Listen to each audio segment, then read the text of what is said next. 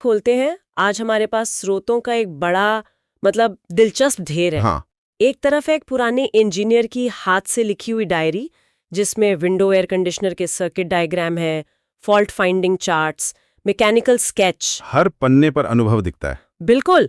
और दूसरी तरफ है आज की HVAC technician handbook, modern installation manual और IoT पर भी कुछ लेख हैं। और हमारा मिशन तो बिल्कुल साफ है। विंडो एसी की आत्मा को समझना है।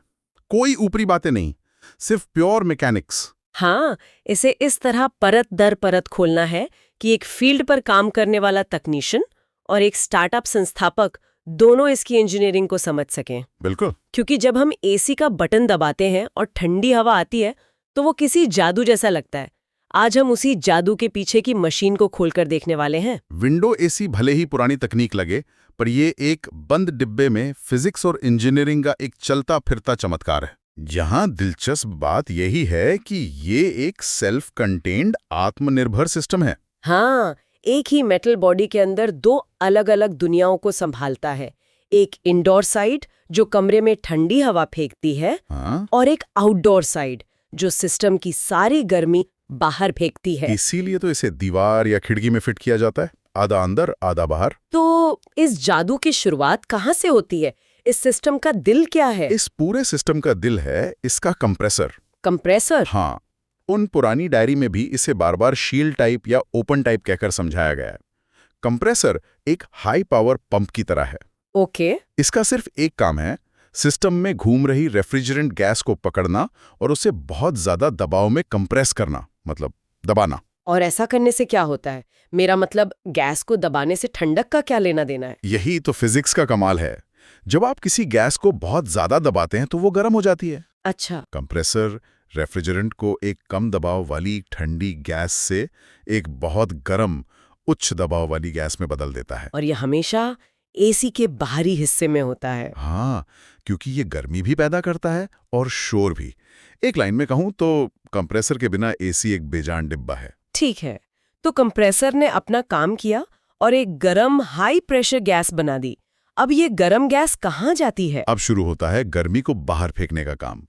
ये गर्म गैस जाती है कंडेंसर कॉइल में। कंडेंसर कॉइल मतलब वो जो बाहर की तरफ जाली होती है? बिल्कुल, उसे आप एसी का रेडिएटर समझ सकती हैं। यहाँ पर बाहरी पंखा तेजी से बाहर की हवा खींचकर इन गर्म कॉइल से टकराता है, जिससे कॉइल्स के अंदर की गरम गैस ठंडी होने लगती है। एकदम सही। और जैसे ही वो गर्म गैस ठंडी होती है, वो अपनी सारी गर्मी हवा में छोड़ देती है और वापस तरल यानी लिक्विड में बदल जाती है। ओह, तो यही वो गरम हवा है जो एसी के बाहर से महसूस होती है? हाँ, तो अब हमारे पास गर्म गैस की जगह एक गर्म हाई प्रेशर लिक्विड है। यहाँ तक तो गर्मी बाहर निकालने की कहानी थी, लेकिन ठंडक पैदा करने वाला जादू कहाँ है? अब आता है वो हिस्सा जहाँ असली जादू होता है, एक्सपेंशन डिवाइस। Expansion device? हाँ, ज्यादातर विंडो एसी में ये बस एक बहुत ही पतली तांबे की ट्यूब होती है, उसे कैपिलरी ट्यूब कहते हैं। ओके, एक पतली ट्यूब। जब वो हाई प्रेशर वाला गर्म लिक्विड इस पतली सी ट्यूब से गुजरता है तो उसका दबाव अचानक से गिर जाता है। एक सेकेंड, जैसे एक चौड़े पाइप से पानी अचानक एक बहुत पतले पाइप में जाए तो प्रेशर एकदम से गिर जाएगा? बिल्कुल, और जैसे ही प्रेशर गिरता है वो लिक्विड एक ठंडी धुंध या कहिए मिस्ट में बदल जाता है। वाह! ये ठीक वैसा ही है जैसे परफ्यूम की बोतल में बटन दबाने पर अंदर का लिक्विड बाहर आकर ठंडी स्प्रे बन जाता है। यहीं से ठंडक की शुरुआत होती है। तो अब हमारे पास एक ठंडी कम दबाव वाली मिस्ट है। इसका क्या होता है? ये ठंडी मिस्ट अब जाती है सिस्टम के आखिरी अहम हिस्से में, जो है इवेपोरेटर कॉइल। Evaporator coil? ये अंदर की तरफ होती है? हाँ, ये ठंडक बनाने वाली फैक्ट्री है जो कमरे के अंदर की तरफ होती है। जब ये बहुत ठंडा रेफ्रिजरेंट इन इंडोर कॉइल से गुजरता है तो कमरे के अंदर का पंखा, जिसे ब्लोअर कहते हैं, वो कमरे की गर्म हवा खींचकर इन ठंडी कॉइल्स पर फेंकता है। एग्जैक्टली।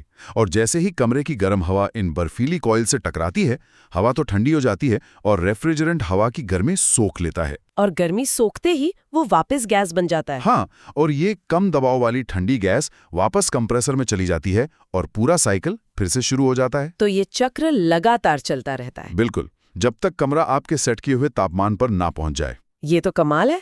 लेकिन आपने दो पंखों का जिक्र किया, एक बाहरी और एक इंडोर ब्लोअर।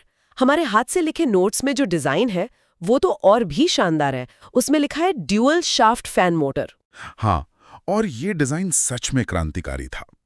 जरा सोचिए, एक ही मोटर के बीच में से दोनों तरफ एक एक रॉड यानी शाफ्ट निकल रहा है। अच्छा। एक शाफ्ट पर इंडोर ब्लोअर लगा है जो ठंडी हवा कमरे में फेंक रहा है, और उसी मोटर के दूसरे शाफ्ट पर बाहरी फैन लगा है जो कंडेंसर को ठंडा कर रहा है। मतलब एक ही मोटर से दो बिल्कुल अलग काम। ये तो गजब का जुगाड़ है। ये जुगाड़ नहीं, ये जीनियस इंजीनियरिंग है। अच्छा। एक ही मोटर से दोनों काम कराकर उन्होंने लागत, जगह और कॉम्प्लेक्सिटी तीनों को कम कर दिया। यही वो छोटे छोटे इंजीनियरिंग फैसले थे जिन्होंने एसी को एक आम घर की जरूरत बनाया। ये सिर्फ मैकेनिक्स नहीं, ये इकोनॉमिक्स भी है। बिल्कुल। और हवा का क्या? एक सवाल जो लोग अक्सर पूछते हैं कि क्या एसी बाहर की ताजी हवा अंदर लाता है? ये बहुत जरूरी सवाल है और इसका जवाब है कभी नहीं। कभी नहीं। विंडो एसिंग अंदर और बाहर के एयर फ्लो को एक दीवार से पूरी तरह अलग रखा जाता है। इंडोर ब्लोअर सिर्फ और सिर्फ कमरे की हवा को खींचता है, उसे ठंडा करता है और वापस कमरे में फेंक देता है। इसे रीसर्कुलेशन कहते हैं। और बाहरी पंखा? वो बाहर की हवा खींचकर कंडेंसर को ठंडा करता है और गर्म हवा को बाहर फेंक देता है।